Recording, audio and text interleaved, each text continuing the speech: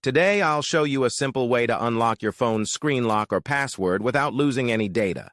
The best part? It's free and easy, even if you're not a tech expert. Just follow these steps, and you'll be able to unlock any phone hassle-free.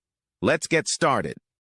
You can unlock your phone's screen lock or password using a special code. You will need to press on emergency call, and then you must enter a code. This code is unique to each type of phone and is provided by the phone manufacturer. In this video, we're using a code that works specifically for the type of phone we're demonstrating. Here's how you can get the code. Visit this website that provides unlock codes for free using a unique method. And that's it. Now you can unlock your phone without losing any data. See you in the next video. Bye.